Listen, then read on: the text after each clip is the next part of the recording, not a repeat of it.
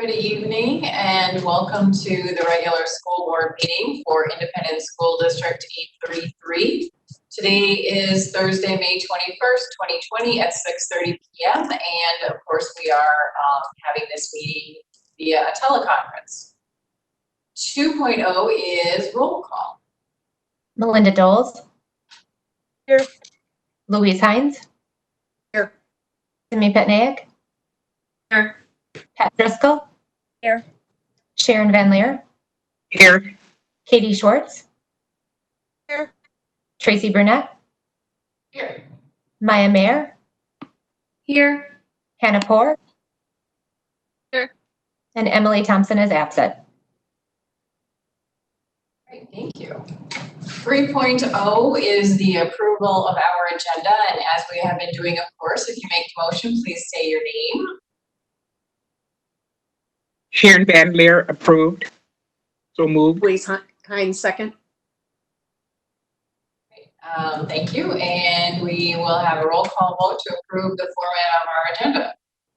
Melinda Doles. Yes. Louise Hines. Yes. Simi Petnaik. Yes. Pat Driscoll. Yes. Sharon Van Leer. Yes. Yes. Katie Schwartz. Yes. Tracy Burnett.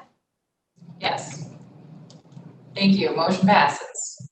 4.0 are our district highlights, and tonight we will hear about our winter sports highlights, and we will start with Park High School Activities Director Phil Kuemmel. Thank you very much, Chairperson Burnett and Dr. Jacobus and school board members. We appreciate the time tonight, getting a chance to come in and share some highlights of our winter season. As you can guess, the winter seems like it was a different world ago. So much has changed since then, but again, still a great opportunity to come in and share some highlights.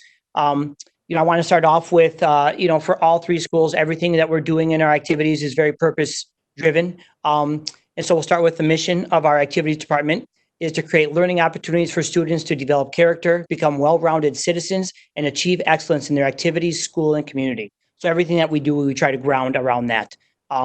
It was a very good winter for us at Park High School. We'll start off, as always, with our district Thunderbolts, the South Washington County Thunderbolts, the team from all three high schools.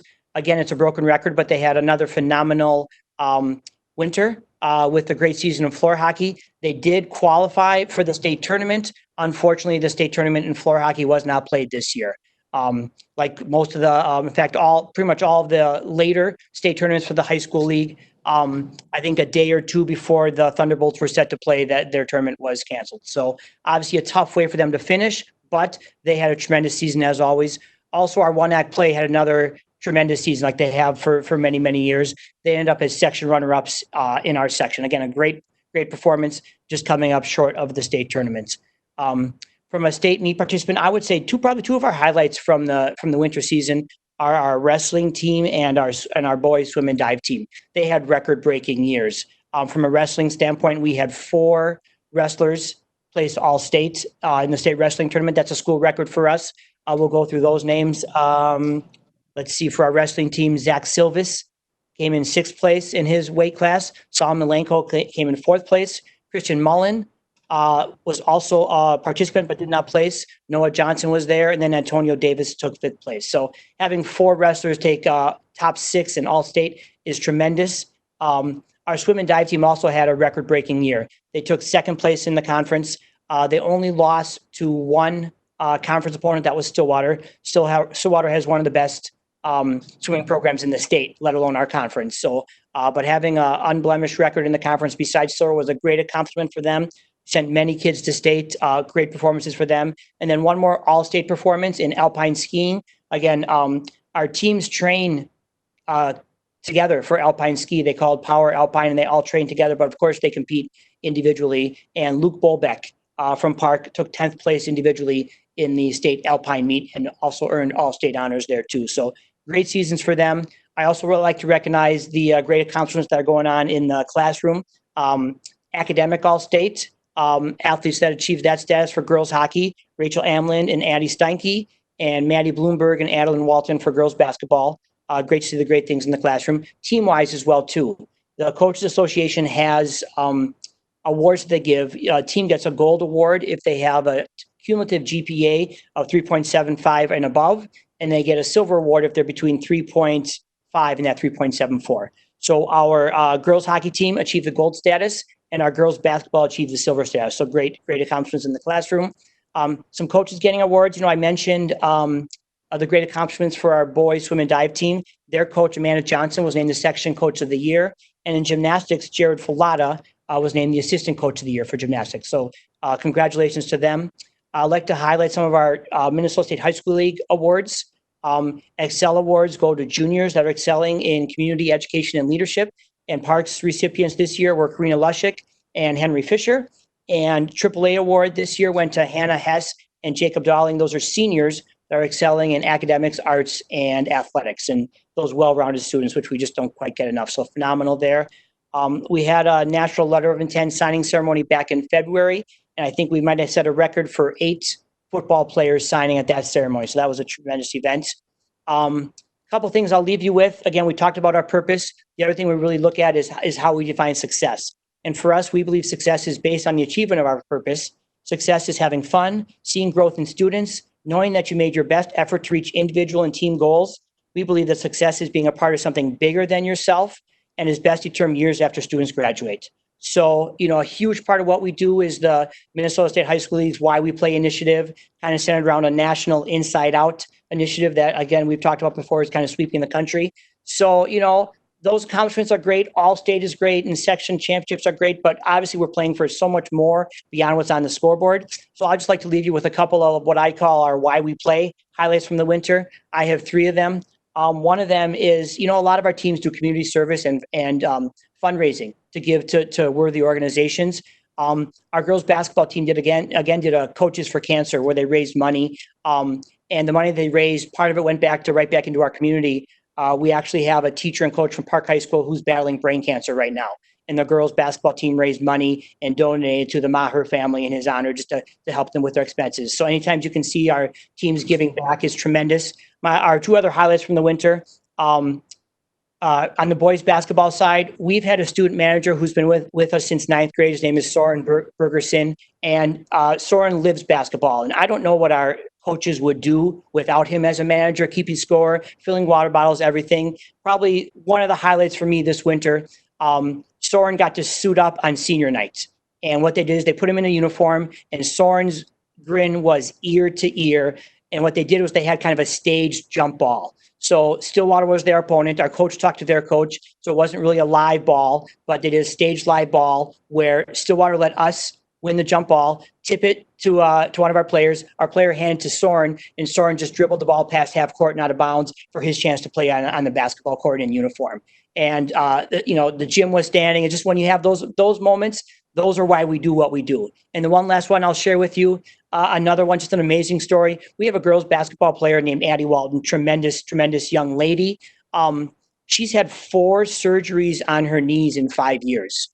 She's a tremendous athlete, but she has battled surgery after surgery after surgery and things she could have easily given it up and just said, it's my senior year. I just need to be done with all these surgeries. But after her last surgery, her goal was to play in her senior night, to be on the court in uniform for her senior night. And she battled and rehabbed, and she accomplished that. And she actually made it through a couple games. She played like the last 3 games of the season, of course, cleared by her doctors. But on senior night, to see all of her therapists there and her doctors there and see her not just like standing on the court, but contributing on the team was just a tremendous moment. So anytime you see things like that, wonderful things happening, with our students, with our coaches, that definitely to me kind of personifies why we play. So with that, I will turn it over to, I don't know who's next, but it'll either be Mr. Wooten or Ms. Palodichuk. I have next Sara. Hello, good evening, Chair Burnett, Superintendent Dr. Jacobus, school board members. Thank you again for having us. It's always such a great honor to be able to share all the wonderful things that are happening within our schools. And as Mr. Kuemmel was talking about our why we play in the initiatives that we work with our community and our school and our coaches at Eastridge, our purpose statement is we choose to lead students to be people of empathy, who serve others while developing skills as a student, teammate, and a person of character. And along with that, we have values that we work to instill in all of our programs as well. And those values are selflessness, service, and growth. And then our why, the students created their why by saying they enjoyed being in extracurricular activities because it's their passion area. It's fun. They get to build relationships and develop that sense of belonging within their school and their community. Also, I wanted to share again the highlight from our adaptive floor hockey, or just our adaptive program overall, the success they have. If you ever have an opportunity to get out to watch one of their competitions, I highly encourage you to do that. Their facility is now, they have their own home site. In the past, they had rotated between the 3 high schools, and now they have their own home site down at Nuevas Front Terrace. So all of their competitions and their practices are down there. And it's so fun to watch them interact, the fans, the parents, and just see them also get to excel in their passion area outside the classroom. And then I'm just gonna touch base on a couple of our athletics and then go through some fine arts pieces. But for girls hockey, our Athena Award winner this year was a female, from our girls hockey team, Fiona Clarity. She also played soccer and golf, and she is headed to the University of St. Thomas to also continue to play hockey for St. Thomas. In boys hockey, congratulations to our head coach, Dustin Vogelsang, who was nominated by his peers as the Section 4AA Head Coach of the Year. And then girls basketball had several highlights as far as this is one of their most successful seasons they've had in the last several years, but mainly highlighting a lot of academic success. They had 3 all-conference, all-state academic winners, Grace Bennett, Maddie Slavin, and Ella Stegman. Boys basketball had another outstanding year as they were conference champs. They went 7-1 in the conference, and they took second at the section tournament. Ben Carlson is a senior for us at Eastridge, and he's finishing his career with over 2,000 points, 1,000 rebounds. He was a Mr. Basketball finalist, first team All-State, conference MVP, and then also academic all-star with over a 4.0 GPA. Mr. Carlson will be heading to the University of Wisconsin-Madison and playing Division I basketball. Our gymnastics team continues to have great success as well. They were conference champs, they were section champs, they placed 4th in the state tournament. Our 10th grader, Allie Treader, placed 3rd place on balance beam, and then our coach Caroline was the Section 3AA Coach of the Year. Boys swimming and diving, we had multiple qualifiers for state as well. Our 200 medley, our 100 fly, 100 backstroke, and then a 200 free relay. And then Sven Becker placed 7th in both the 100 fly and the 100 backstroke. Wrestling had 2 individuals qualify for state. This was their first state appearance to experience competition on in the big stage at the XL Center. And again, they got that tournament in just in time before everything shut down about 2 weeks later after the wrestling tournament. Sam Tollefson in 182 weight class and Ethan Pittman in 170 weight class. This was again their first time qualifying for state as an individual. Alpine ski, Emma Kate Coral and Alfonso Amirez qualified for state in Alpine, and then Mary Kinney in Nordic ski. For mock trial, we combined with Woodbury in mock trial, and they were the Region 10 champs. This is the first time this has happened for our program, and their first state appearance, which was so excellent. They're just, it's amazing how witty and how they think on their feet, and they plan and prep for their competitions to be able to do this.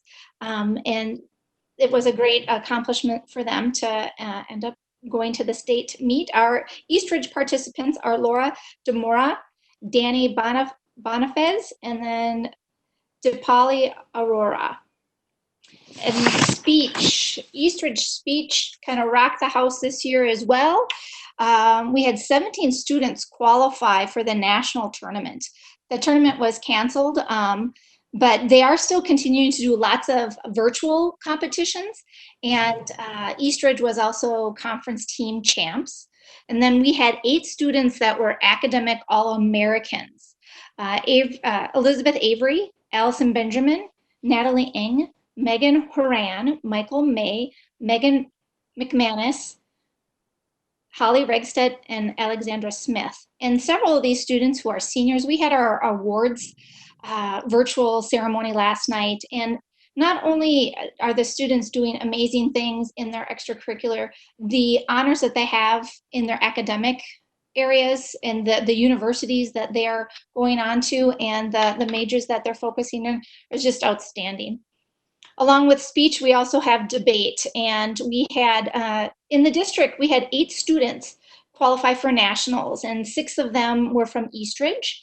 And they continued to work hard in that extra area, and they were district champs. So our 6 students that qualified for nationals are Claire McIntree, Lan Doe, Megan McManus, Sam Padamanaban, Allie Smith, and Emily Lawrence.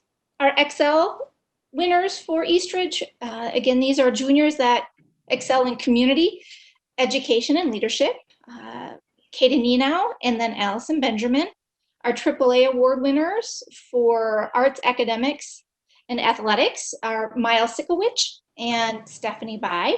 Miles is heading to Vanderbilt to study engineering, and Stephanie is going to the U of M for biomedical. Biomedical. And then our Athena award, as I said, was Fiona Clarity.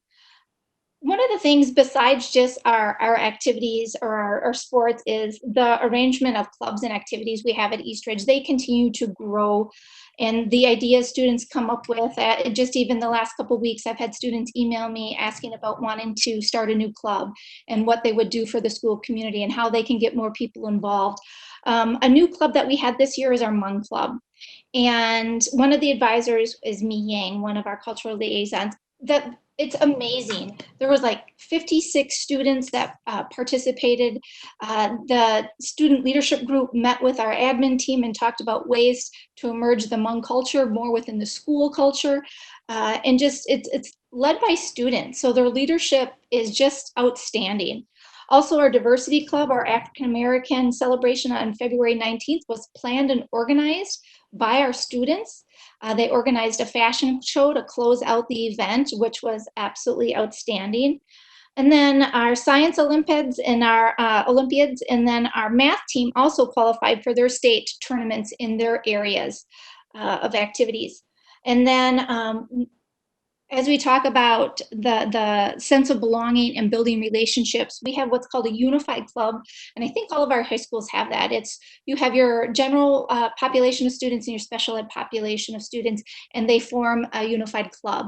And one of the special things that they've done at Eastridge with our unified club is their sideline cheer team meets with them once a month during advisory and teaches our SPED program students the cheers that they do when we're at events. So then during the winter, the unified group comes to our boys basketball game and cheers at halftime. And it is just so fun and engaging, and the community loves it, the kids love it. It's another way to stay connected. And I just wanted to close with, again, our definition of success at Eastridge as we talk about it's not just only the end outcome at the end of the competition, but it's all about the engagement within the community. So our success defines us as students are valued for who they are as individuals. Students are affirmed as unique individuals with gifts and talents. Students experience positive relationships that bridge the goal of team with individual human growth and development. So those are all the wonderful things happening at Eastridge. Thank you so much for your time. Thank you. All right. Hello, Marvin, how are you? Good evening.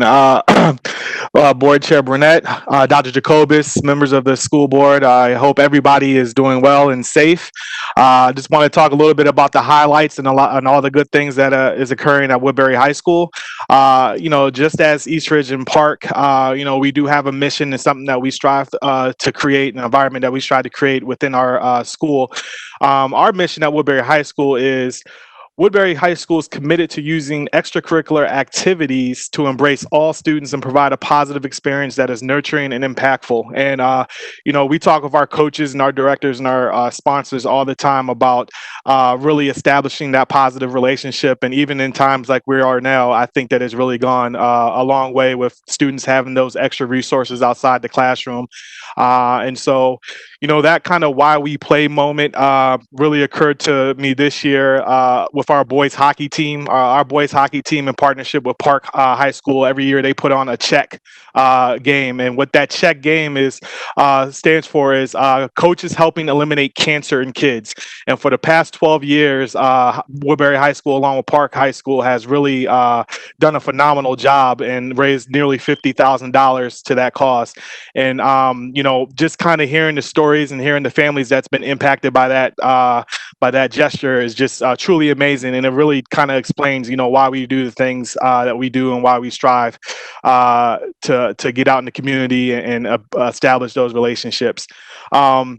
This is, like Mr. Kuemmel said, the winter feels so long away. And so I have to really go back in my memory bank and look over the highlights. And I'm just reminded that our kids here in District 833 are truly amazing. A lot of good things occurring. I'll start off by, mentioning our one act play. They put on a great rendition of All By Myself. We just have such talented kids at Woodbury High School.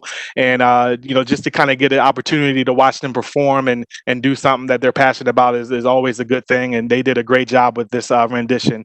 Our speech team, they've been doing a lot of good things over the past few years. Coach White has done a phenomenal job with those kids, and this year we had a lot of success. One of the things that the speech and debate group has done is they were able to continue their competitions virtually, and so even in lockdown, our kids were still able to engage with other kids across the country. Our coaches were still able to engage with our kids and get some work done. And so I want to recognize one student, Sophie Wu. Sophie Wu, senior at Woodbury High School, was named National Speech and Debate Student of the Year for the Central District in Minnesota. And again, that's a national recognition. Sophie has done a lot of good things with our program over the past few years, and I just can't say enough good things about her. She's a fabulous student. As a team, we have several kids that did qualify for nationals. Nationals does occur in June, and as I mentioned, everything moved virtually, so they'll be able to participate in that. Sophie Wu is among those students. We also have Rika Nakato, Manashri Padayath, Ben Liu, and Reese Marcus, all students that will be attending the nationals or competing at the national level. Kind of want to recognize some of our individual awards. This year our Athena Award winner was Tiffany Holiday. And Tiffany, first, she's just a great student, great person. She's a great athlete, 18 varsity letters in her high school career. And that's, just to kind of tell you a little bit about that, that's every year since her 7th grade year. Every season, fall, winter, and spring, she's received the varsity letter. That's a phenomenal accomplishment. And she's going to go on to attend BYU, and I know she's going to go on and do some great things. Tiffany Holiday was also one of our AAA winners, for our students that excel in the arts, academics, and athletics, along with Josh Baston, who was our male recipient of that award. Our 2 Excel Award winners this year were Michelle Yang and Tanner Ignazewski. Again, these 2 particular students with the Excel Award, they do so much work in the community, and between both of them, almost 1,000 hours of community service since their 9th grade year. So again, just want to shine the light on that, on those 2 individuals. want to kind of move into some of our athletic highlights. And, again, just like the other two schools, we don't define success by the scoreboard. That's not what it's about. It's truly about that relationship building. Our coaches have done an outstanding job with establishing a culture that's safe, that's nurturing for our kids. And again, I just can't say enough good things about that. We'll start off with our wrestling program, who had quite a great season this year. They did finish as the Section 3 runner-ups. 13 individual wrestlers placed in the section tournament, and we also had 7 students qualify for the state tournament. Both of those are program highs, and definitely the most highlighting success with this program is for the 9th straight year they've received the gold standard for academics. And again, that really just shows how much our coaches do care about the development of our students, and also the academic side, making sure that we're providing them with the resources needed to succeed in the classroom. Boys basketball had a great turnaround year from last year, and our coach Kent Getzloff was named the Section 4A Coach of the Year. And again, I was texting with Coach just before the school board meeting, and he reminded me that he missed out on the team academic award by 0.2 points. There was another school in the section that had just a little bit higher, but our team did finish with a 3.5 overall GPA for the program. And so, again, just another phenomenal program that goes above and beyond. I do want to recognize our girls basketball senior Carly West. This past winter, Carly eclipsed the 1,000 career point mark for her basketball career. Carly is a great, wonderful student, a great support system at home, and she's another one of our fine students at Woodbury High School that's going to go on and do some spectacular things. Girls hockey had one of their better seasons in recent years. Just a team that's full of grit. They again, another team that finished over a 3.5 GPA, and they won their first postseason game in 5 years, and so that was a big deal for those girls. And again, I couldn't be prouder of a team. And I do want to send a shout out to 2 of our first year coaches in the winter, Abby Weeks, who's our first year head coach with girls gymnastics, and Connor Ross, who was our first year head coach with boys swim. Those 2 coaches brought a lot of new energy to our programs. The kids just admire and adore them, and I'm excited about working with these 2 coaches. And I'll just kind of wrap up by repeating a little bit of what the other 2 schools talked about with our Thunderbolts. It was very unfortunate that we were unable to complete our season this year, but I do want to recognize our Thunderbolts. They did a phenomenal job this year. As always, our coaches are just great role models for these kids, and our kids are just, if you haven't been to one of their games, I definitely would like to see you guys out. It's just such a good sight. The kids fight hard, they play hard, and it just kind of reminds you what being a part of an athletic program is all about. So that's kind of what we have going at Woodbury High School. And I'm looking forward to moving into the summer and getting back out and interacting with our kids again. Thank you. And Tracy, if I'm just able to kind of wrap things up quickly. Sure. One last quick statement. All the accomplishments that you heard from all the great students we have in District 833 obviously wouldn't be possible without a lot of support. We've got wonderful coaches, advisors, directors in our district, but we get tons of support. And I know I speak for Marvin and for Sara when I say the support at the principals level and our school level is great with our principals and building level administration.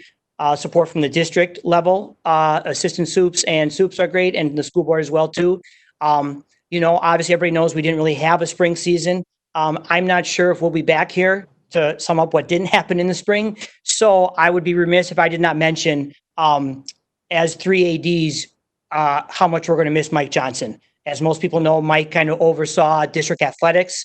I don't know what we would have done without him. Between the 3 of us, constant phone calls, emails, Mike, what do we do about this? How do we do about this? Mike, we need to change that. He was always there for us, a great sounding board, great mentor. And I know I speak for Marvin and Sara saying we are going to miss him tremendously. We wish him good luck in Eau Claire. But thanks, Mike, for all you've done to support the 3 ADs.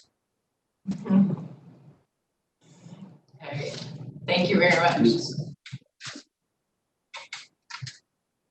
You all have a wonderful weekend if you're not going to hang with us for the rest of the meeting. All right, 5.0 is public comment, and tonight we have a few things to read. So, initially we have a letter from Reverend Tanner Howard and Diane Frederickson. So I will read this. Dear Chairperson Burnett and members of the board, we write to you as citizens of District 833 and members of the task force in support of immigrant families at All Saints Lutheran Church in Cottage Grove. Our task force is committed to advocating for justice and equality for migrant children and their families. As such, we are asking you to re-examine your enrollment practices in order to guarantee the education of all students in our community. Through our work over the past year, we have become aware of various barriers facing migrant children and their families who come into our community. Especially troubling are the hurdles that come in the form of the rigid identification requirements needed to enroll a child in our school district. The current policy used by South Washington County Schools prevents many children from enrolling because they do not have the required documentation. Many of these families fled their homes because of persecution without time to gather documents. Some of those who did have identification cards had them confiscated by Immigration and Customs Enforcement at the border. Other forms of documentation are not available to these families due to their housing situation, employment status, or their place in the immigration process. Simply put, public education in our district is not accessible to everyone, and all school-aged children, regardless of immigration status, have the legal right to enroll in school. With regard to this, we encourage you to look to the June 1982 Supreme Court case, Lyler versus Doe, a landmark decision holding that states cannot constitutionally deny students a free public education on account of their immigration status. The ruling applies nationwide. This task force asks that the school board re-examine the current enrollment criteria, policies, and procedures and make changes to ensure that all children, including immigrant children, may enroll in South Washington County schools without facing unnecessary impediments in the form of rigid documentation and identification requirements. Further, we urge District 833 to create a statement of inclusion to be posted in admission offices and on the district website, demonstrating that this district welcomes all students, including the children of immigrants, and is committed to creating a safe, welcoming, and diverse school environment for all. All right, and then we had another letter, actually in regard to the same concern, and this is from Lori Steiger. I hope I'm pronouncing that correctly. And it is a memo that unfortunately I can't really read. It's not readable, but I can tell you that I'll read the first part and then just kind of let you know what's in the body of the remainder of the memo. So Lori is a resident of Cottage Grove and an attorney who has done work on a pro bono basis for immigrants seeking asylum in the United States. And below she provides public input to the South Washington County School District School Board regarding concerns in the enrollment requirements for children. She believes the South Washington County School District enrollment process, which requires unnecessary documentation, is restrictive and is a barrier to undocumented children, immigrant children, to their right to a public education.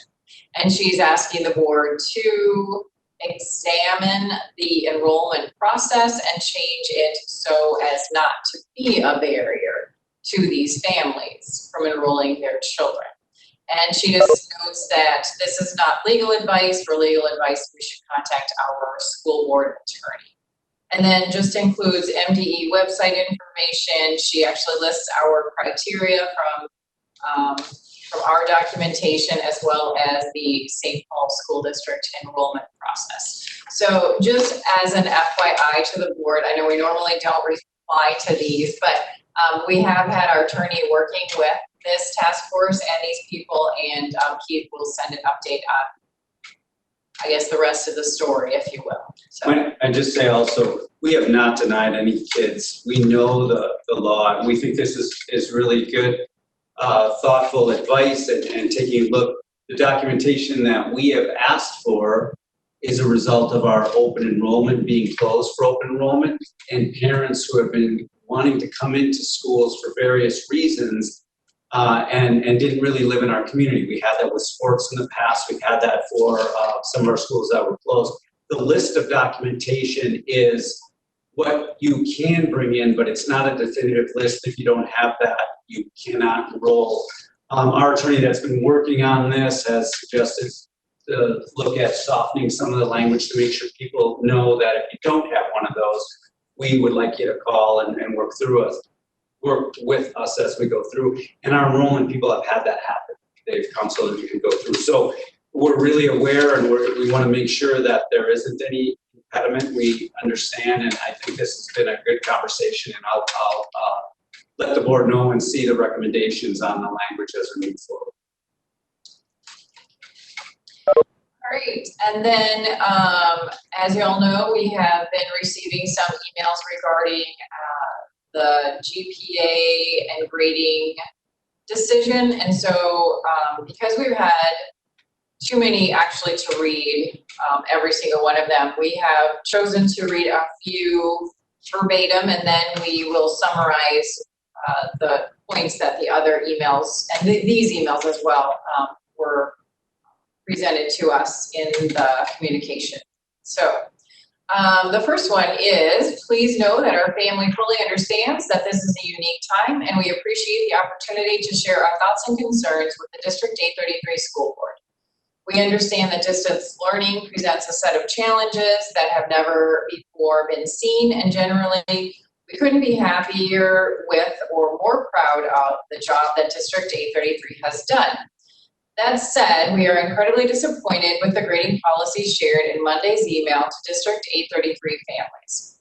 We have a junior and a freshman. Each have thrived in spite of the challenges before them. They've succeeded through self-motivation, discipline, and hard work, and thanks to the efforts of your administration and teachers.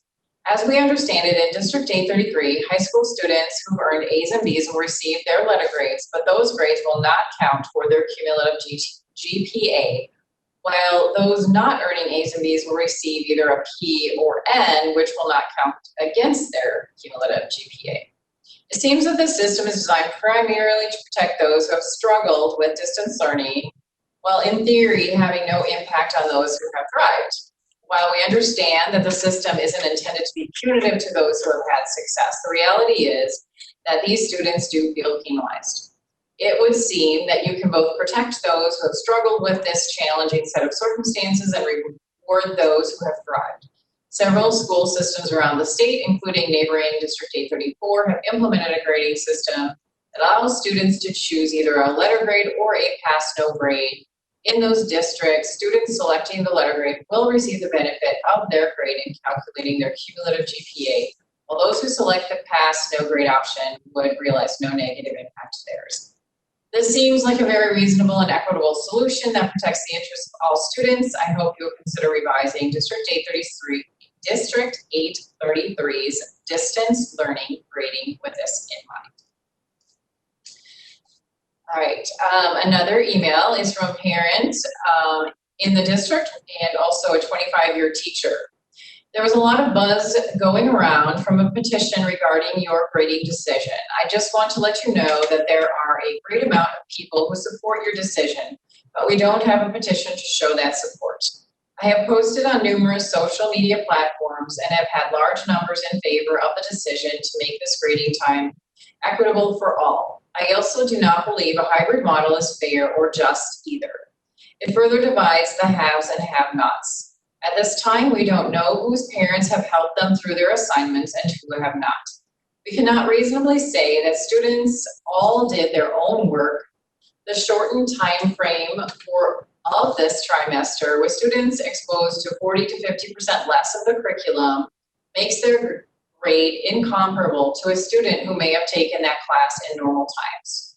GPA grading at this time just doesn't make sense. Yes, many students have been able to accomplish the hard task of moving to an online format. Many did not have the luxury of parents at home to support them through this the same way. I think the situation has brought to light the need for reform in our system. We need to find a way to record student success using a standards-based system that eliminates the archaic model of GPA that does not truly represent all of the success a student has demonstrated. Perhaps this is the future of South Washington County. Please know that just like the small vocal groups of the capitals at the capitals around the country, that the petition here for So Wash Co. does not represent the majority of people in this community who are actually thinking of all students, not just their own. And the last one, I appreciate District 833's effort to find a reasonable solution for grading in this trimester's unexpected circumstances, but strongly disagree with the decision to unilaterally exclude these grades from a high school student's GPA. I understand that for a myriad of reasons, some students did not learn or perform at the same level they might have in a traditional classroom setting. We need to acknowledge and make adjustments for that. Giving the option of pass-fail without detriment to their GPA is a reasonable solution. Along those same lines, we must also recognize that students who also faced unusual challenges were able to achieve A's and B's. This accomplishment is not easy and should not be nullified. Many of these kids worked earnestly toward the goal of raising their GPA, which the current decision subsequently robs them of the opportunity to do. Please reconsider the option to include A's and B's in the high school students' GPAs in order to be fair across the 2020 third try student grade spectrum. Thank you. Like I said, we had many other emails that were submitted to the board and to administration, and some of the additional comments talked about allowing letter grades to count toward the GPA, as we heard, allowing choice in grades counting toward the GPA, allowing students to get the same or better grade compared to try 1 and 2, allowing students to receive letter grades, allowing students to have the choice of letter grades or pass-fail option, allowing students to be graded only as pass-fail due to difficulties, and the frustration with the late decision about grades and GPA. So the last, and we'd also gotten just a few emails regarding graduation, so we thought we would read one of those. I would like the school board and the superintendent to explain how they cannot even offer option 1 to our graduates in light of the Mall of America opening, or big box stores opening, a candy store opening, and we can't offer a drive-through graduation. At a minimum, this would allow our students the chance to walk across the stage and receive a diploma. I'm absolutely stunned at this action. More to follow on that as well. But, so those are our public comments for this evening. So now we can move on to 6.0, which is our consent agenda. All consent items are considered routine and non-controversial by the school board and will be approved by a single motion. There will be no separate discussion of these items, but prior to the meeting, board members did have the opportunity to review the consent agenda and could have requested that one of the items be moved to an action item for individual consideration. So seeing that we did not have that this evening, I will entertain a motion to approve our consent agenda. Melinda Dole, So moved.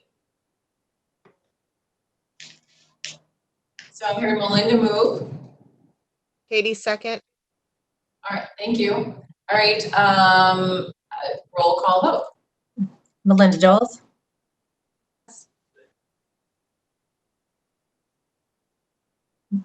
Melinda. Oh, you're muted. Okay, there.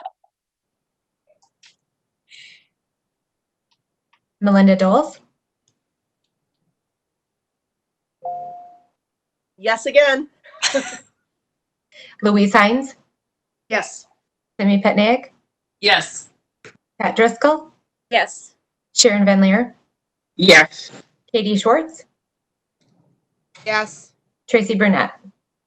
Yes. Thank you. Motion passes. 7.0 are workshop items. They will be on our agenda for June 4th. 8.0 are information items. We have 8.1, which is distance learning in community ed, and Bob Lawrence, our Director of Community Education, will join us. Good evening, Board Chair, Burnett, Dr. Jacobus, members of the board, student representatives and cabinet. I am going to share my screen. Should I get this done to share a presentation with you? Okay, can you see my screen? Yep. Okay, great. So this evening, I'm going to share with you what has been happening over the past couple of months with community education programs, including how we have implemented distance learning in our early childhood programs, as well as our adult basic ed programs. And then I'll talk a bit about where we are with our planning for summer and some of the challenges that we're facing looking ahead. So with the closure of our school buildings and the transition to distance learning, we were forced to cancel the majority of our classes and activities starting on March 15th through the end of the school year. This has had a dramatic impact on our budget due to the fact that fees make up over 70% of our revenue. We estimate that we have lost between $3.5 million and $4 million in fees. Some of the classes were able to transition to online classes. Examples of those were driver's education. The state did make an allowance to provide driver's education online, and we've had a lot of interest in that. Also babysitter training and a few other adult enrichment classes that were easily transferable, but the majority of the classes with the pools and facilities closed are forced to cancel. We canceled over 900 classes and impacted over 4,000 registered participants. Our largest program, Kids Club, was also canceled due to the executive order, which required districts to offer emergency childcare for essential tier 1 and 2 workers at no cost, and we were not able to continue our fee-based programming. But we were fortunate to have those staff in place because we relied heavily on those staff and the structure from our Kids Club program in order to implement the emergency care. We were given approximately 48 hours to design and implement an emergency care program, and I don't know that we would have been able to do that without that infrastructure of staff. And however, unfortunately, with Kids Club closed from mid-March through the end of the year, we did not receive any revenue, which impacted that financial loss. So in addition to overseeing emergency childcare, since March 15th, our community ed staff have also assisted in meal distribution during those initial first few weeks of closure. And we've also been planning for online programming and looking at different plans and opportunities and options as things have changed looking ahead to both summer and fall.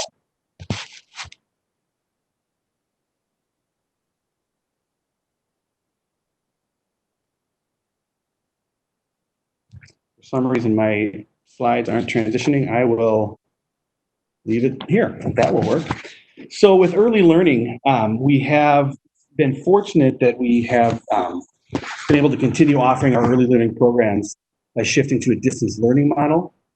Both funding for both early childhood family education and preschool comes from a variety of sources, primarily state aid, also some local levy, and the smallest portion being participant fees.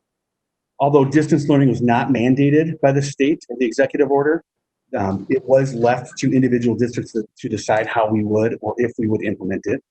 But we know the value of engaging our youngest learners and felt that it was important to finish off the school year by providing a distance learning opportunity for these kids and their families.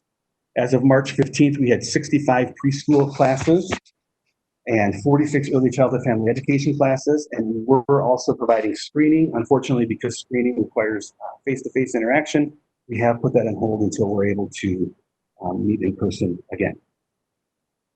So starting with ECFE, I've talked in the past to the board about how early childhood family education is primarily a parent education program in providing resources and information to parents as they raise their kids.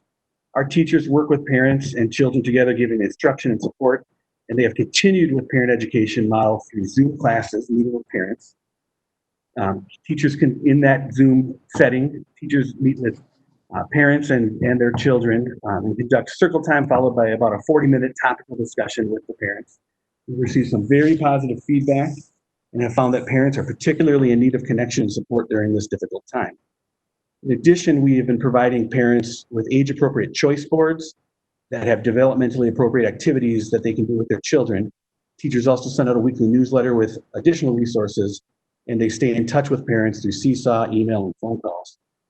From March 15th through now, we've seen approximately 75% of our families continue to participate in our distance learning model. I will add, We did refund fees for any ECFE classes as of March 15th. So this is, parents did not have to pay the fee, but we made this available because we were still receiving the state aid and local levy for this program. Our preschool program serves kids 3 and 4 years old. It's a bit more challenging because it typically doesn't include the parents in the classroom. Teachers, we knew that distance learning would be difficult for this young age group, but teachers still connect with their students for about 10 minutes in a Zoom meeting every day. And then students receive a weekly choice board with activities in the areas of language and literacy, math, science, art, and social emotional learning. There's an example of some of those activities on the slide. And then teachers also connect with parents using Seesaw, email, and phone calls. And we have had virtual pack nights, which are parent and child nights. We typically hold these throughout the year and had some scheduled for spring, where parents come in and they have a topical discussion around different areas. And we did hold a virtual pack night with a number of parents who did participate in the topic of transition as we look ahead to moving on through preschool or on to kindergarten. And with preschool, we've had over 85% of our students continuing to participate in the distance learning model. And just like early childhood family education, we did not charge families for the last half of March, April, or May, but we did continue to offer the program because we have continued to receive our state aid for this program. So that's what we've been doing with our earliest learners. Now transitioning ahead to our adult programs, we have a program that we've, Great Rivers Adult Education Consortium is a program that we offer in partnership with Hastings Public Schools. So we are a consortium of 2 districts. The program includes adult basic education, English as a second language, general education development or GED testing and prep, diploma opportunities, and different training and partnerships. So I'll talk a little bit about each of these and how we transition to a distance learning model. With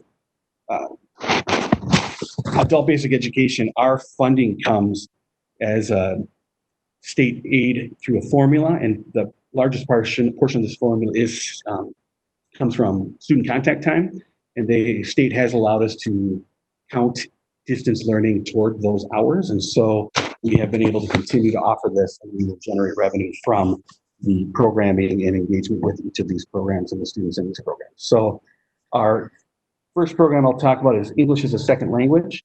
You can see that we offer a variety of classes for ESL learners and are currently offering 17 classes each week. And we've actually seen an increase in participation because some of our students couldn't participate in the past because they didn't have transportation to get to class, or maybe they had kids at home. And so the online learning format is actually working a lot better for them. So we've seen an increase in some participation. Well, we've also seen students who have lost their jobs who now have more time to dedicate to learning English in class. So you can see some of the examples on the screen of a Zoom class, and the bottom slide shows a typical question that would be asked to prompt some discussion, because we have learners from all different countries and speaking many different languages. So they're all learning English. So we often prompt with questions about what they did that day or different topical areas.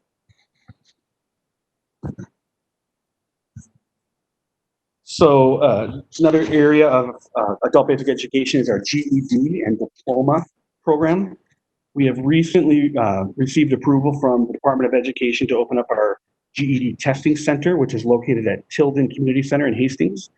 And so we're trying to get students through as much as we can. We currently have 10 new GED students, with more in the process of registering.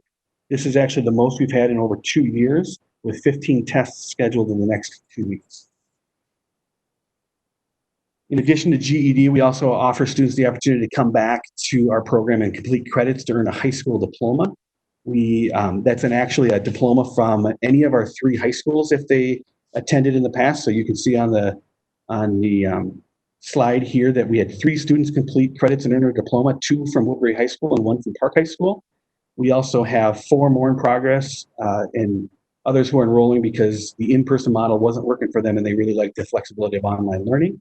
So the fact that we've been able to continue this to a distance learning model has been great for these students, and we're seeing more and more interest. Another area of our ABE program is offering training and then some partnerships that we have. So in addition to the former classes, we have these trainings that have been converted to online format. One example is the Parapro class. We have district paraprofessionals who must pass a test as a condition of their employment, and we have a class that's designed to prepare them for that test. We moved that to the online format. In the spring, we had 3 employees successfully or participate in that and then successfully pass the test. We've also have staff in the district who have been offered Microsoft Office trainings, and the team in our AB program is working with our professional development coordinator to provide CEU opportunities for district staff.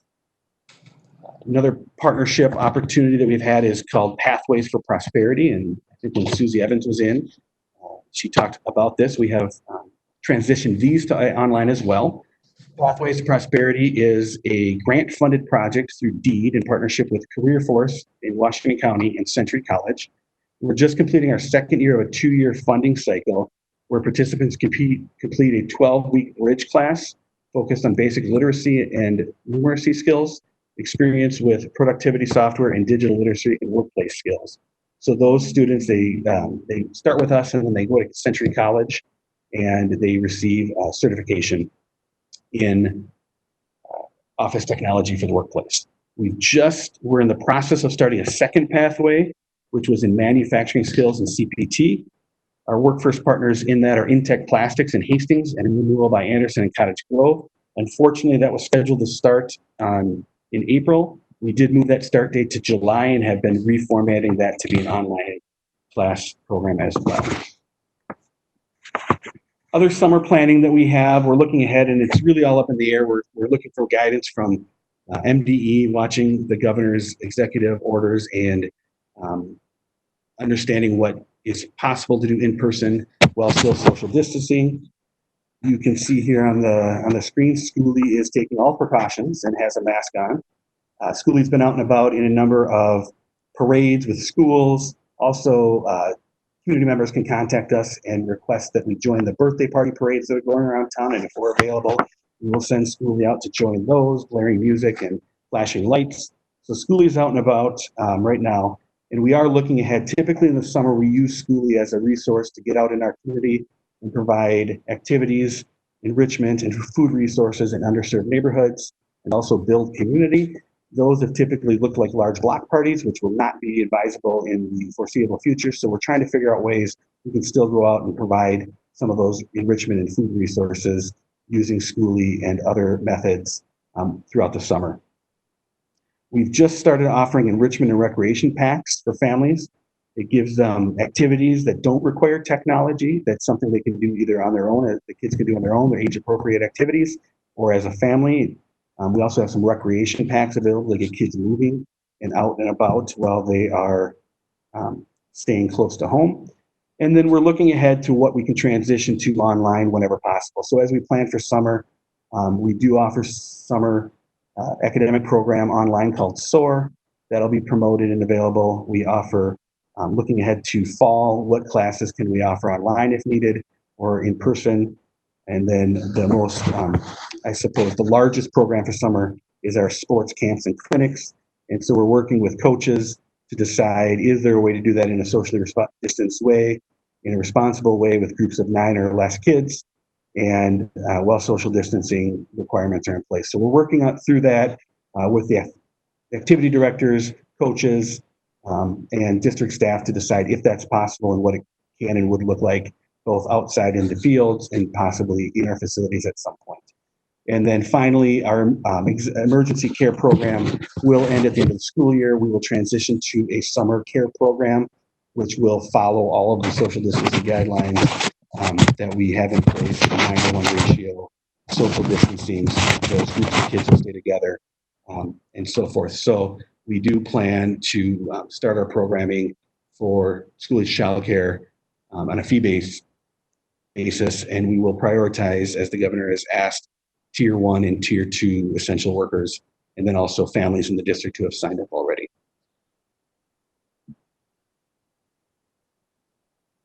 So that's what I have. I will stop sharing my screen and see if there's any questions. Hey, Bob, this is me. You said that the summer care will be fee-based It will be, yep. for both essential workers and for general community members? Yep, the guidance we've received from the executive order is that we are to prioritize essential workers, tier 1 and 2 essential workers, but it's that we are able, or because school is not in session, no longer in session, it will be fee-based based on that guidance. So yes.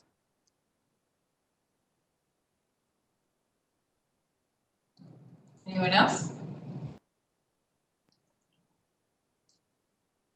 Thank you so much for the update. All right, thanks.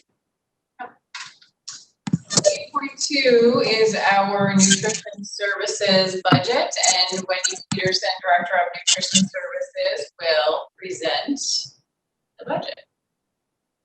Good evening, everyone. Chairperson Burnett, members of the board, Dr. Jacobus, and student representatives, thank you for the opportunity.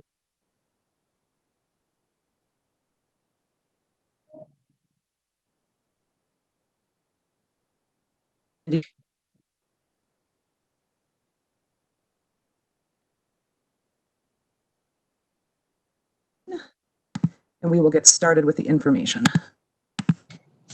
So first, I'd like to talk a little bit about the programs that we administer.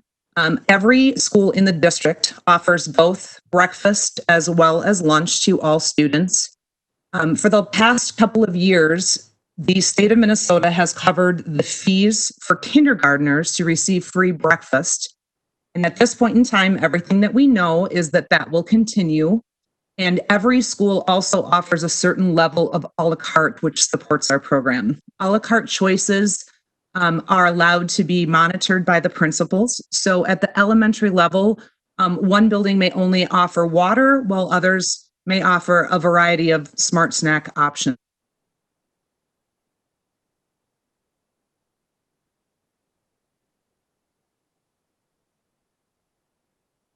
I wanted to focus a little bit of time is on what we are doing this summer, because with the mandate from the governor, things are looking a little bit different for us. And I will also discuss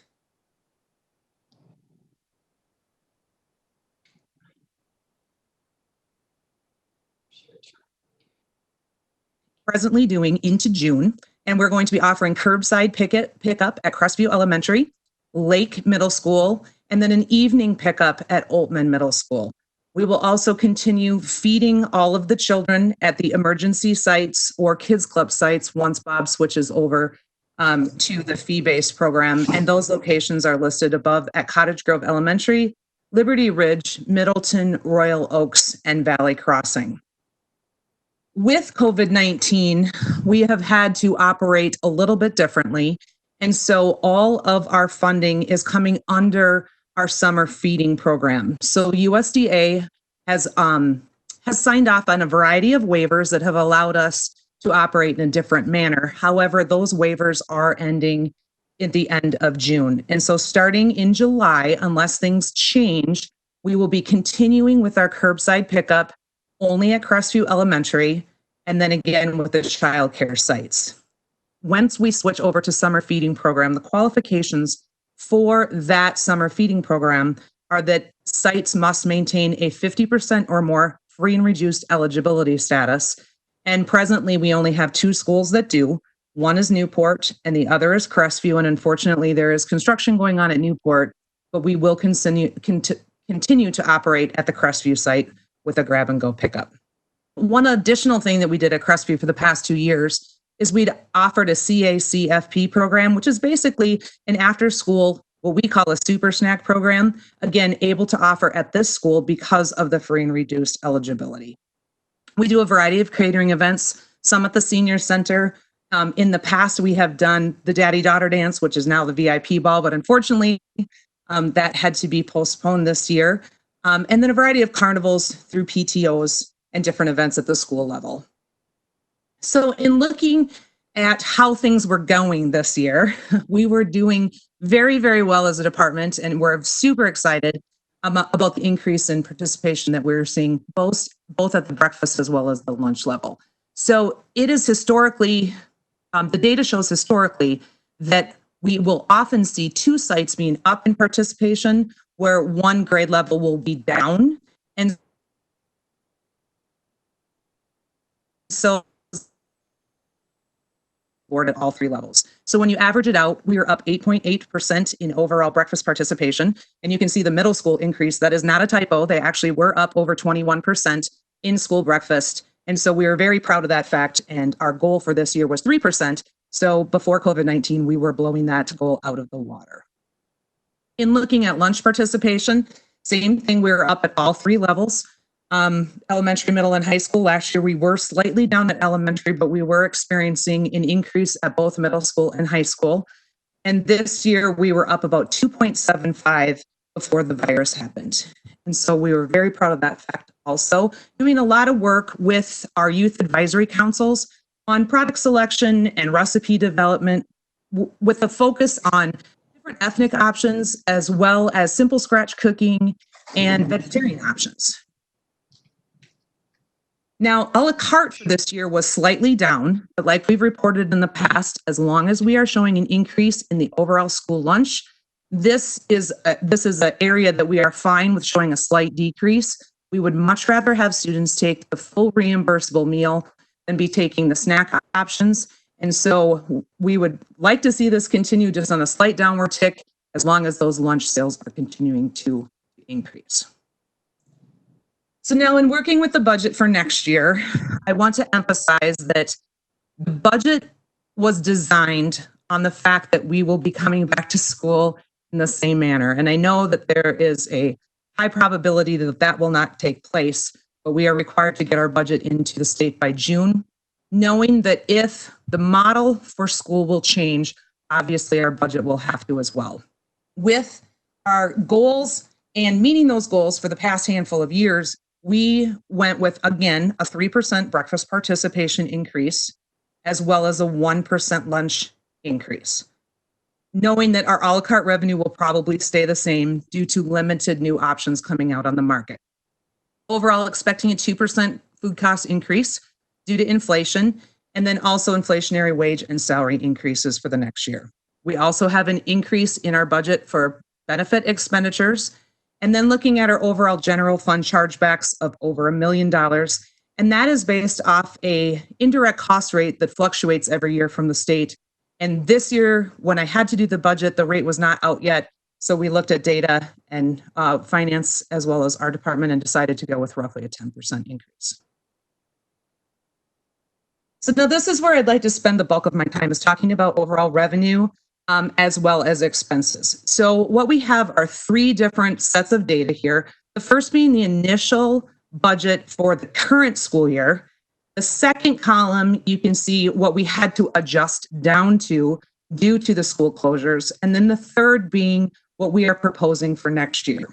So with our department, like Bob mentioned with community ed, we are fee-based. We do not receive taxpayer dollars. And so our revenue comes from full pay families that are paying for their students' meal, and then reimbursements from the federal as well as the state government off of every free, reduced, as well as a slight reimbursement rate for full pay students. And so what we are expecting is a slight increase in participation, and we are also proposing a slight increase in full pay, both breakfast as well as lunch. In looking at the data, you will notice that this school year adjusted budget, we had to decrease our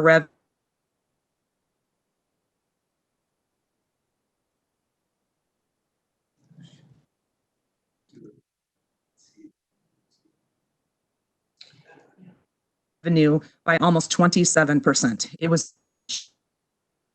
Hello, Wendy. Wendy, this is the operator. If you could just disable your video and I will present $12,000 in a la carte sales, and yes. Absolutely. One moment. Is it off, Pepe? Thank you.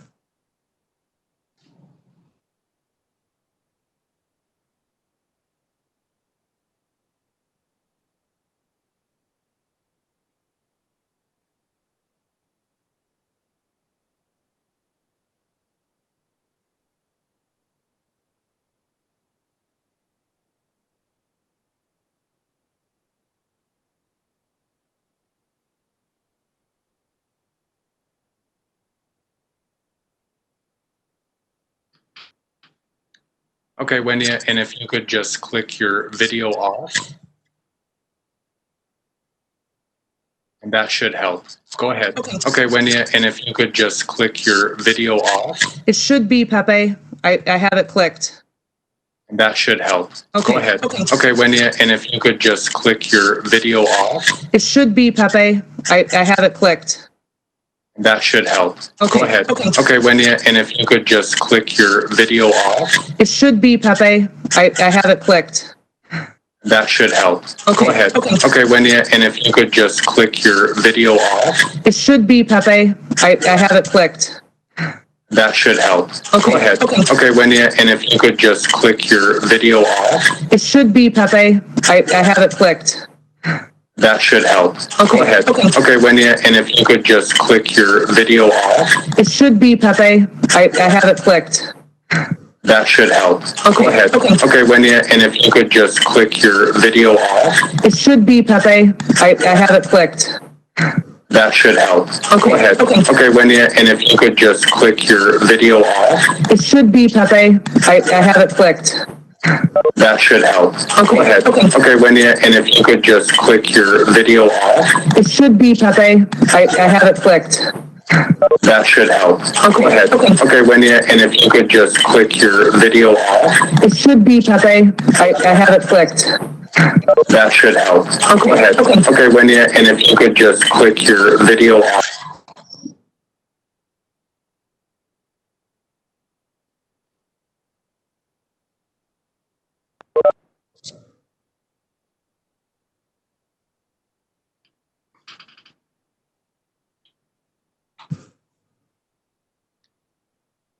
One moment.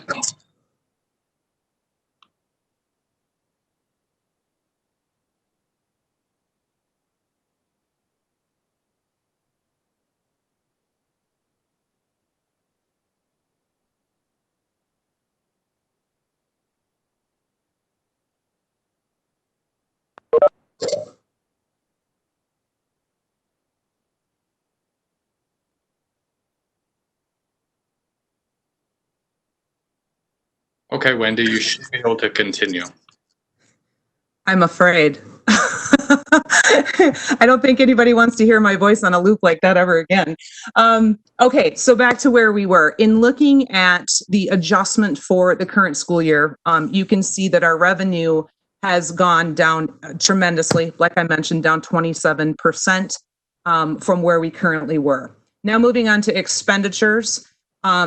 With revenue being down 27%, the goal would be obviously to have expenditures also dropping at 27% for this year, but that just was not possible. Originally, the mandate from the governor required us to continue to pay employees. And when we first started doing emergency care as well as curbside delivery, we were only doing about 5% the meals that we typically do during the school year. And so we had a financial hit with salaries. We continued to pay for benefits. And a lot of our similar costs were coming in, things of purchasing paper supplies, which went up dramatically with the type of service that we're doing. And so unfortunately, we were not able to adjust the expenses down enough to match the decrease in revenue. And so I want to take this time to talk just a little bit about the mandate from the governor, and then I'll move on to more details about expenditures for next year. Like Bob mentioned with community education, we were given about 48 hours to prepare and get ready to feed the community as well as the emergency care students that were attending that daycare site. We received the mandate to provide that as well as delivery to families in the community. At the same time, required to monitor all special diet and allergy statements of any student that came for meals. So it was quite the daunting task that we had in front of us. 2 days later, we did service all of the students at the emergency sites, as well as opened up at Crestview Elementary for curbside pickup. Our first day, we serviced a little bit under 140 kids, and we thought that was outstanding. Little did we know where 5 weeks later would take us, now servicing about 23,000 meals a week. After opening Crestview, within 5 days, we opened 2 additional sites. at Lake Middle School and at Cottage Grove Middle School for evening pickup. And then 1 week after that, started delivery program for all of the students in the district. And presently we're servicing about 450 students with transportation, dropping off meals to their home. Within 3 weeks after that, we decided to offer meals 7 days a week to students instead of 5, hoping to bridge that gap of food insecurities over the weekend. And then 1 week later, we opened up Woodbury Elementary as our 4th site. And so we felt like for a while, we were kind of spinning. We would get a plan in place, and then the needs would grow, and we would have to alter that plan.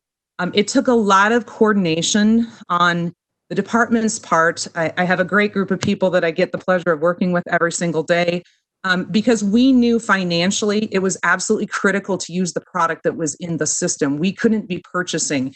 And so a lot of days we felt like we were our own transportation crew moving product around. We also had help from the facilities team moving product from site to site. So that enabled us to keep our costs down. We had such a turnout from our staff, stepping up to the plate and volunteering to service the students in whatever way possible. I had more staff members volunteering to work than I had positions for at first. And so it was a very humbling experience to work with such amazing professionals who were putting themselves on the front line and risking their own health and safety, but knew it was for the greater good. So I just want to thank the entire team. I know that Dr. Jacobus knows this as well as I do. The most difficult decision that we had to make was furloughing the bulk of our staff on April 17th, because financially we just knew that if we didn't make this difficult decision, that our fund balance would be completely depleted and it could alter the way that we're able to service the students in the future. And so on the 17th, we gave notice to about 125 employees that they would be furloughed. They're excited to get back in action. Hopefully that will be we'll be able to do so in the fall. But I did want to just mention that their work was so appreciated in the time that they were working. And since then, we've had all of our managers on site servicing the needs of the community. And like I mentioned, we're up to about 23,000 meals a week. And so our goal is to keep that going, like I said, through the waivers until the end of June. And then we will have to, unfortunately, decrease that down to 1 site. So in looking at our expenditures for next year, we are proposing a slight increase in our salaries. We're up for contract negotiations, so there will be a wage increase for all staff, as well as fringe benefits. Purchase services, the bulk of our purchase services are credit card fees for families.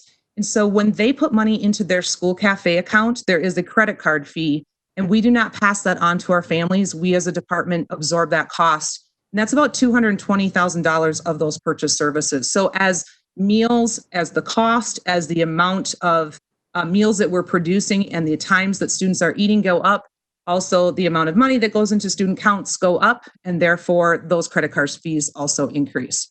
Like I mentioned, we're anticipating a food cost increase in supplies. With inflation, they always go up.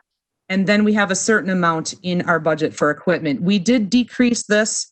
I originally had over $250,000 budgeted for equipment, which might seem like an extreme amount of money, but I do want to mention that each oven that we have is $25,000.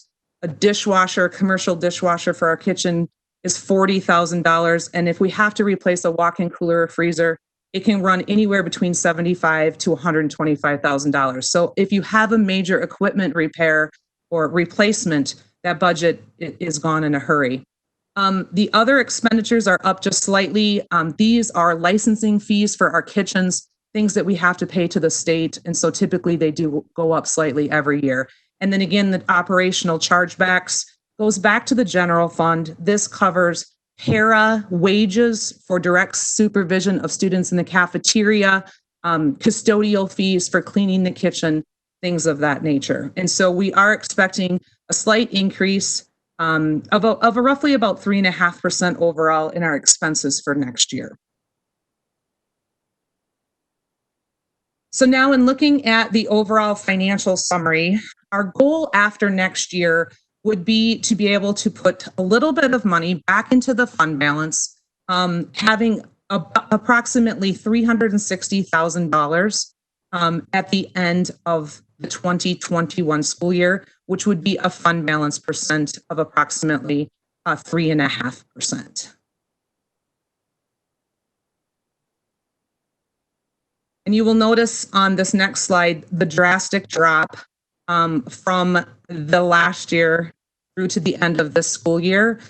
For about 4 years, we've run a very strong financial fund balance, often sitting over school board goal. And so luckily we've had that money sitting in the bank, if you will, to allow us to be able to absorb the financial loss this school year, which we are expecting to be approximately $940,000. And so we have been in this position before. We were approximately 5 years ago, and our staff are prepared to buckle down, to only spend money and to purchase things and repair things if it's critical, because we know the importance of building that fund balance up within that 5 to 9% of school board goal. So now when looking at our overall price comparison, and this is where I mentioned we are proposing a price increase for both lunch as well as breakfast for full pay families.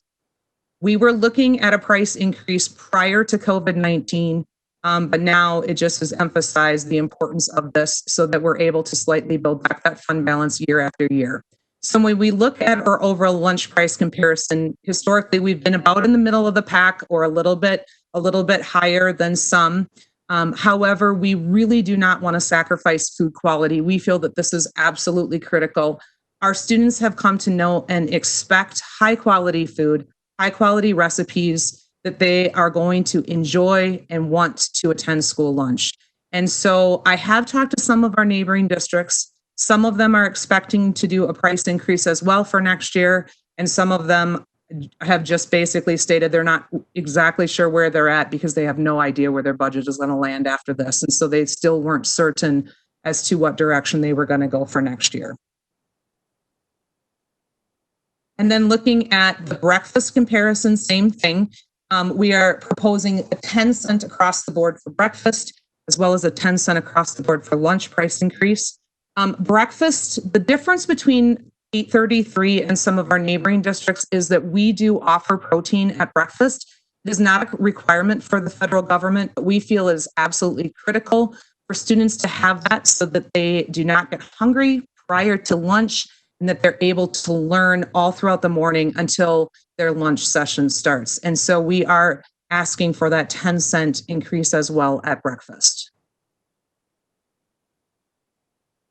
And again, so looking at the overall financial summary, expecting for the first time ever a revenue of over $10 million, minus our expenses will leave us a surplus of approximately $54,000 or an overall projected fund balance of $360,000 after next school year for 3.5%.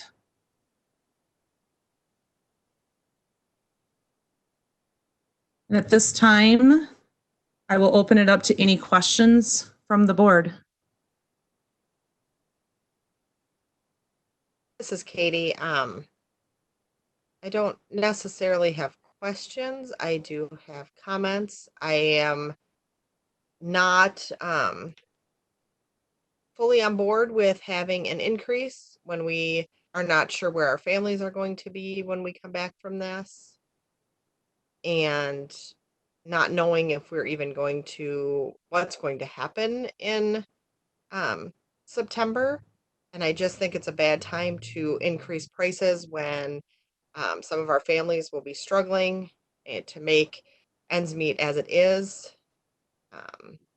So I wonder if you've explored all options to cut costs besides just doing a price increase. Absolutely. I think that's important for the board as well as the public to know is that the team that we have does such an outstanding job with not only controlling their food costs, but also controlling their labor. We run approximately 20% under nation average when you combine the two. And so that allows us to be able to keep our prices down and to offer the high quality products that we do. And so I understand, Katie, completely. When we put the budget together, it's challenging because we also have no idea what direction this is going to go. There's basically three scenarios. We come back as is. We come back with possibly a modified schedule where students are alternating coming back. If that were the case, we would probably need less staff than what we currently have, or students come back and we have to feed in the classroom. And now we're looking at needing more staff than we currently have because it's so labor intensive to do that method of service. And so it's kind of a moving target and we don't really know where we're going to land. And so the difficulty is that without the price increase will account for approximately $140,000 increase in revenue. Without that price increase, we will be running in the red next year. And so, and it's scary to think about if we have to alter that service method, what that could do for the department, because it could easily eat away at, the 200 and some $1,000 that we do have, or we're hoping to have at the end of this school year. And so, I understand. I just don't know what direction that's going to go.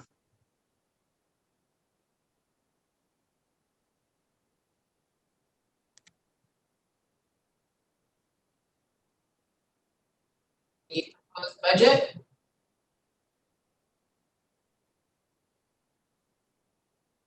Right, well, Wendy will be back next time. So thank you very much, Wendy, for your presentation, and thank you to you and your department for everything you've done to help feed our families. Thank you. Thanks. All right, 8.3 is the first reading of proposed updates to the 400 level policies, and our Assistant Superintendent Mike Johnson will present this.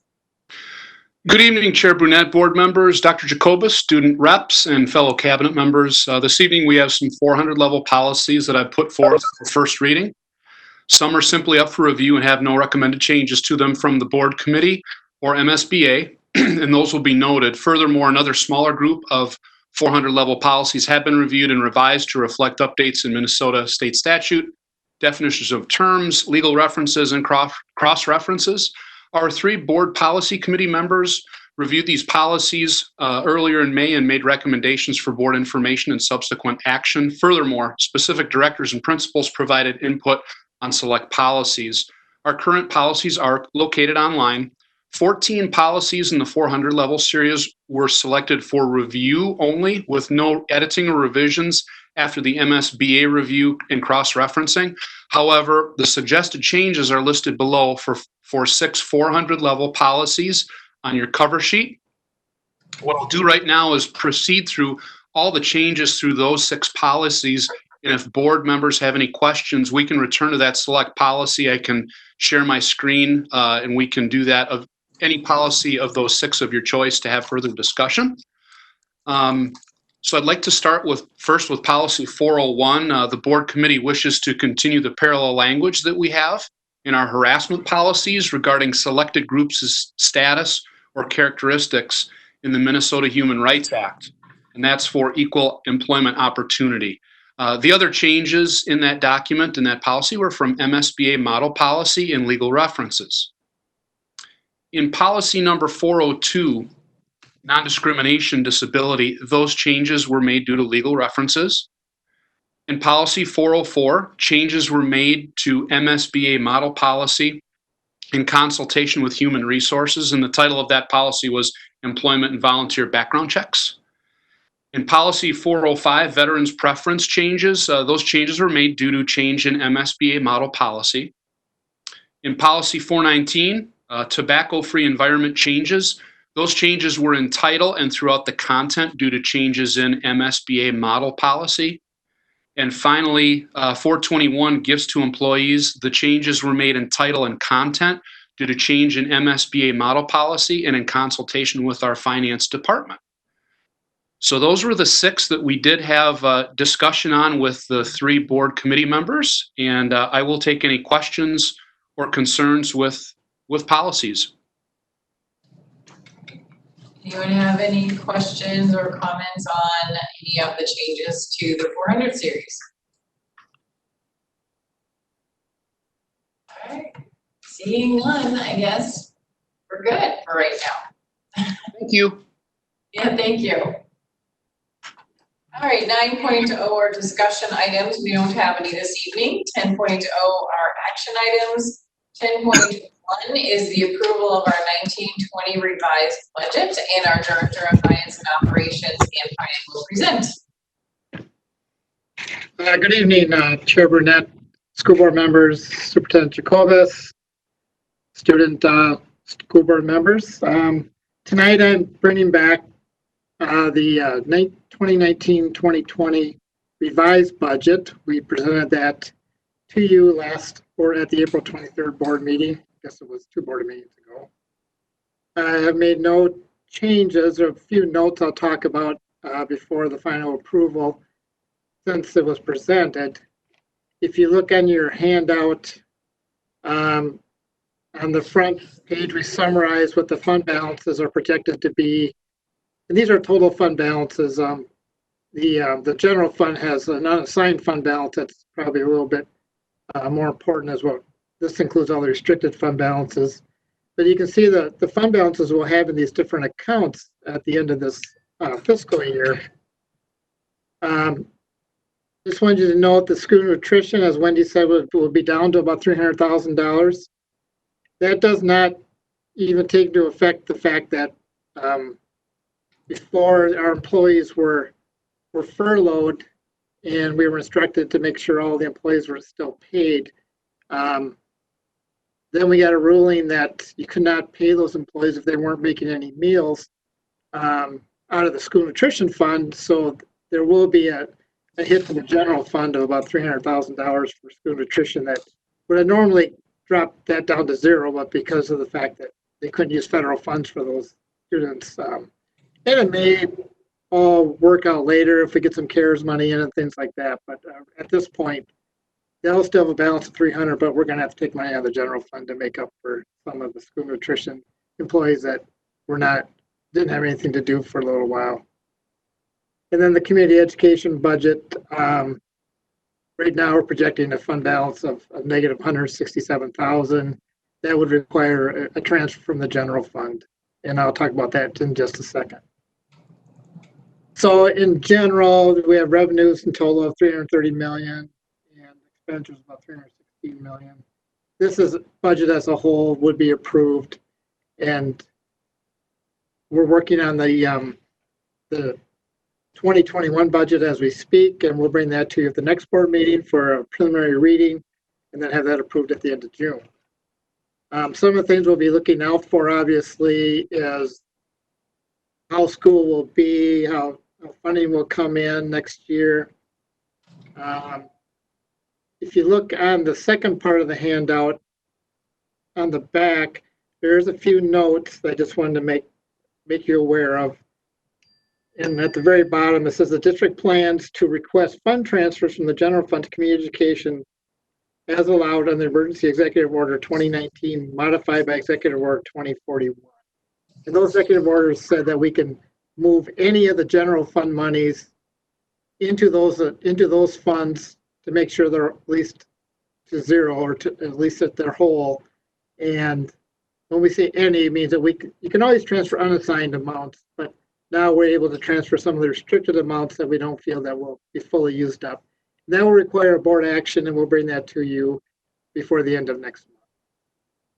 With that, I just ask for your approval of the revised budget and look forward to bringing to you next week the next year's budget. All right. So first, we will entertain a motion to approve our revised 2019-20 budget. Driscoll, so moved. Okay. Sorry, so I hear Pat Driscoll moving. Yes.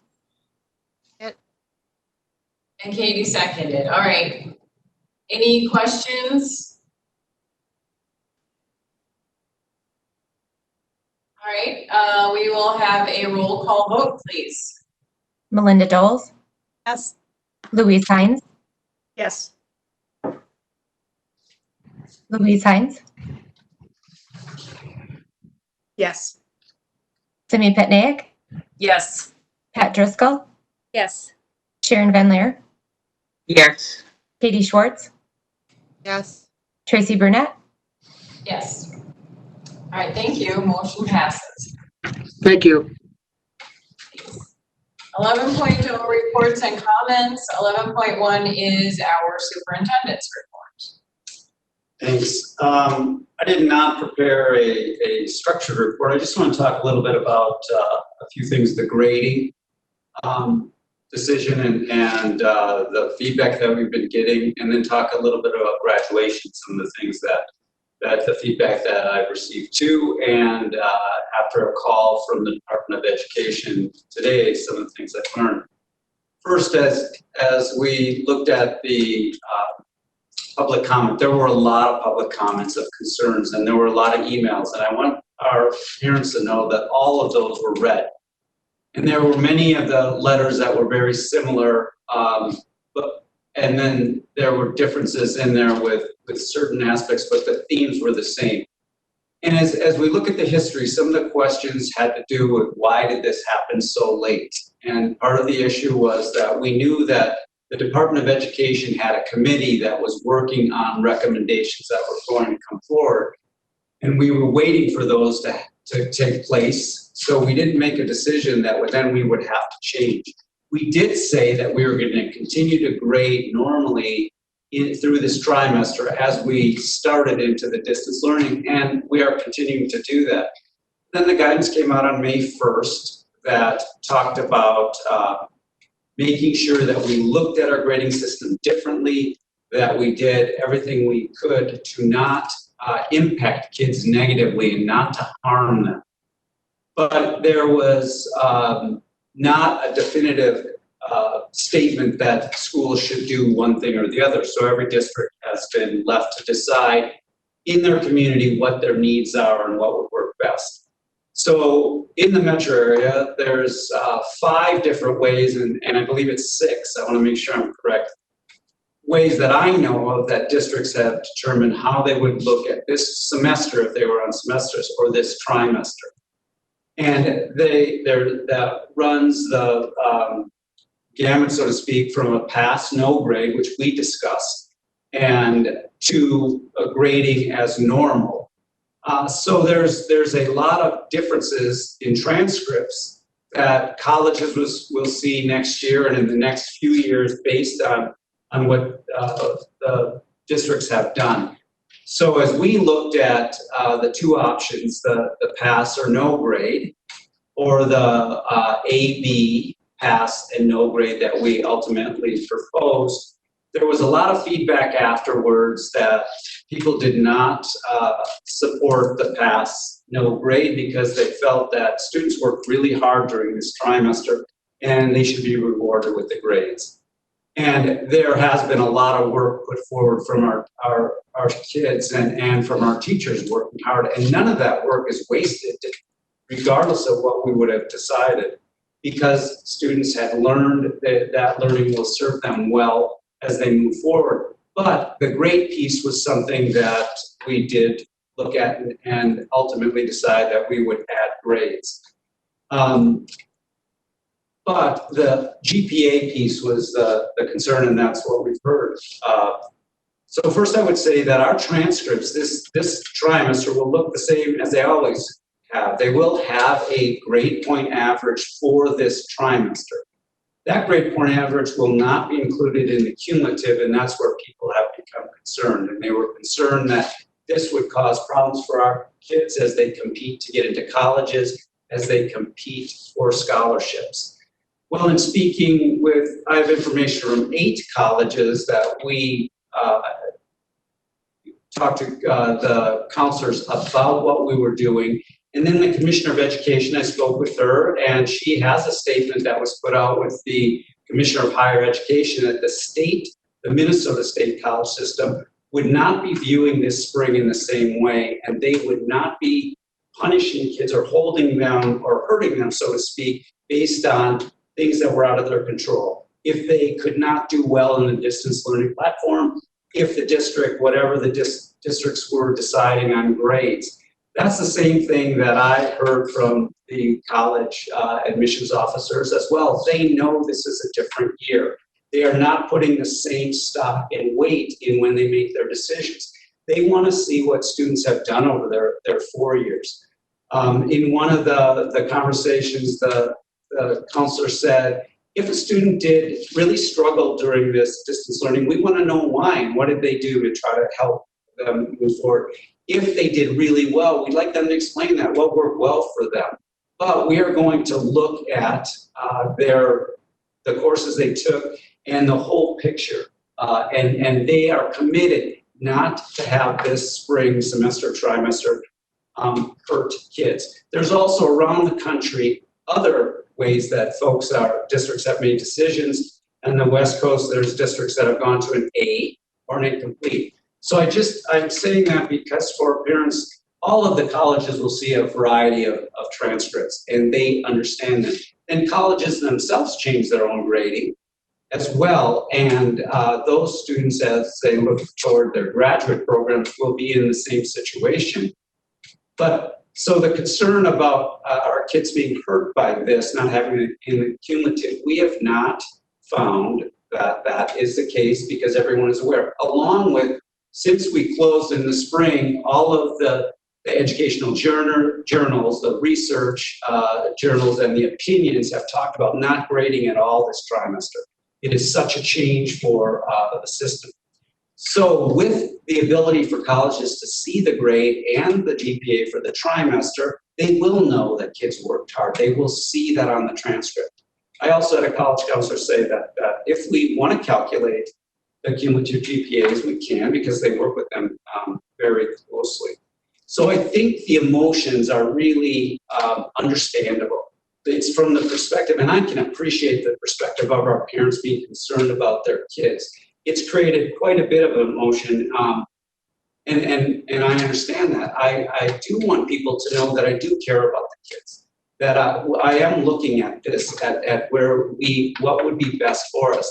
Because I've spoken to parents that they have students that did really well in the normal system, high GPAs, great ACT scores, but they are completely beside themselves in the distance learning, and they are not able to perform the same way. There's anxiety, they can't go on, whatever the reasons, they will be taking pass grades. So they would be in a different situation.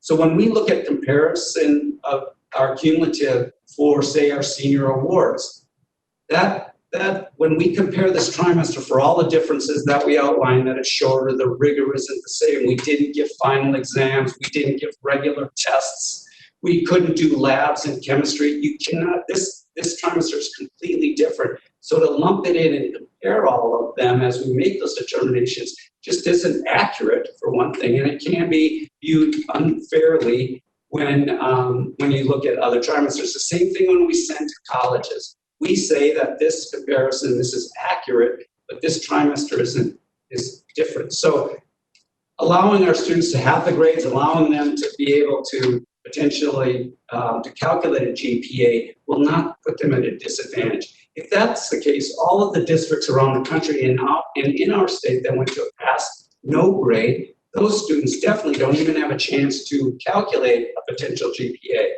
So I want our parents to know you were listened to, and that parents, when there wasn't agreement with what they said, they felt that I was not paying attention. I was, and I've talked to folks around the metro area. I've had many emails that I've responded to. So I feel very uncomfortable and disappointed that parents and students feel disappointed in this. But I do feel very confident that our kids will not be harmed by this, because the colleges cannot and the scholarship committees will not be looking at this in the same way.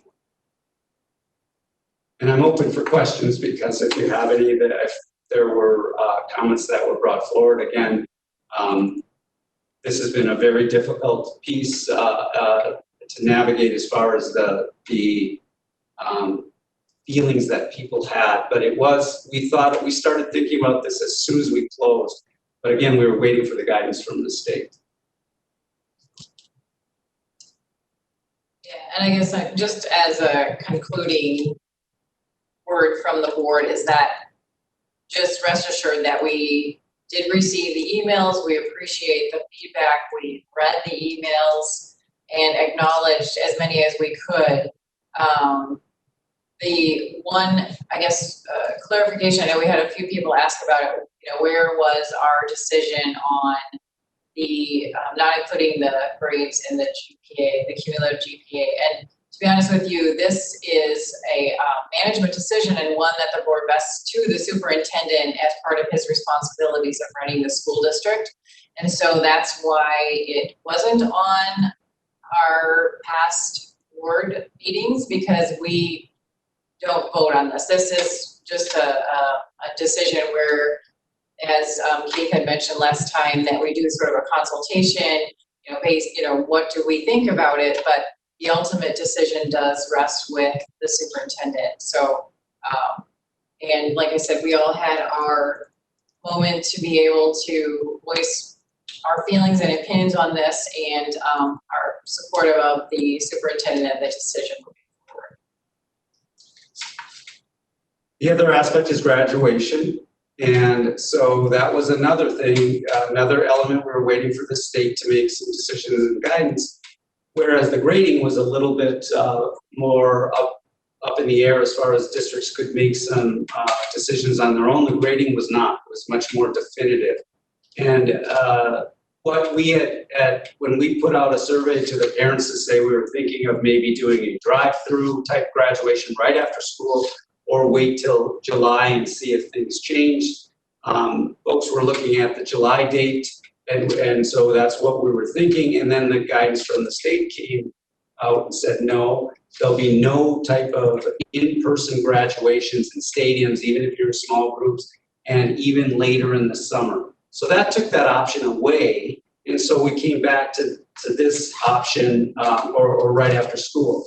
So we looked at the virtual option because and this was clarified again today from MDE. There was a lot of discussion, but MDE said in our call today, it is not acceptable for kids to drive in a parking lot and get out of their car and receive a diploma. They said they have to stay in the car. And the issues that they're talking about with the health is that when kids are getting out, they're exposing the people that are out there to different things, and they're very concerned with the transmission. So they said a lot of school districts read the guidance, and there were different things that were told, and then they were planning on having people come up to the stage and get some type of diploma. But today they said on that phone call, no. So that is a concern, and I'll be following up again tomorrow, because part of what the discussion is that the ceremony would be a YouTube live ceremony where you tune in at 6:00 on the night of your graduation. The principal would be speaking live. The faculty speaker would speak live from their home. Our student speakers would speak live from their home. I would accept the class live, and then we would go through the students' pictures and read their name. That's the graduation. And then after that, before that, kids will be picking up their cap and gown and dropping off their Chromebook and things by driving through. They're not getting out. But I know that the principals will be celebrating the kids as they come through, because people have asked that question. But then there was also a plan, and we're going to have to talk about this and talk to further after what was said today about giving kids a chance to come and go across the stage and have the professional photographers that we've used in the past take a picture just like they would in a normal ceremony with their diploma cover. What they were saying today is that wouldn't be acceptable. I know schools are doing a number of things. There was graduations that happened already.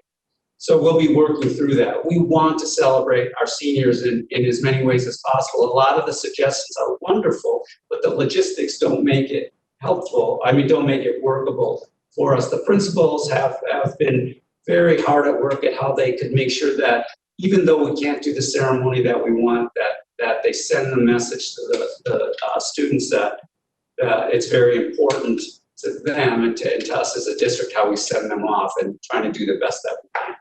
And so that's where we are today. I know principals had communication with the parents, and we'll continue to look at making sure that we can do as much as we can to celebrate the great class of 2020 that will go down in history as hopefully the only class that ever had to go through an end of a senior year and a graduation ceremony the way they will. So they have a footnote in history and in an unfortunate way, but they will always stand out. All right, thank you for the update. Now, I know we do have Maya and Hannah on the line, and I was just going to throw it open if you would like to make any comments this evening. Hannah. Hi, sorry. Okay. Yeah. Yeah, we had at Eastridge, we had our like senior academic awards night that's usually done in person at Eastridge, and we had that online. It was virtual, and they did a bunch of filming things, and so they had everyone's names, so everybody got to be recognized still in some way, which was really cool. And then we'll all get those awards in the coming weeks and all that. But it was really nice to like not have it just brushed under the rug and forgotten, that the administration put together a really nice video, and we got to see our class photo and all sorts of really fun things. Very cool, thank you. Maya, did you want to say a few words? Yeah, we're definitely having a unique end of senior year. I achieved highest honors, and typically what would happen with that is a group of us get that, and we would get called down to the principal's office and we would plan our group speech, but we've been doing that over Zoom the past few weeks. And we're gonna do some kind of like recorded thing to put in the live stream. We're still all like, we all ordered senior t-shirts today. It's still kind of the same vibe where we're doing all these things. It's just like over the screen. And so it's definitely been unique, and it is what it is. I've had a similar experience where I'm speaking because I'm the president of student council at my school, and so me and then like the class elected speaker and the teacher speaker, and we all keep having like these Zoom calls where we get to talk about our speeches and all these different things. So I've had a similar experience to Maya where it's been really fun. Well, I'm glad to hear that. Have to make the best of it, right? Exactly. Once in a lifetime. Did you guys finalize your decisions for next year? I know we've talked individually, but I don't know if we've talked at the meetings, at the board meetings, what you'll be doing next year. Oh, I'm going to the University of Minnesota Carlson for a major in marketing. Congratulations. Thank you. I'm going also to the U, and I'm going to be majoring in political science and hopefully graduating early. Woo, go first. Yeah. Fantastic. Congratulations. Thank you. All right. Well, thank you so much also for your time on the board with us. We very much appreciated everything and enjoyed having you. So best of luck in your next adventure. Thank you. It's been fun. All right, 12.0 are future meeting dates. We will be meeting again June 4th and then again on June 18th. And with that, we are adjourned. Have a wonderful long weekend, everybody. Stay safe and relax.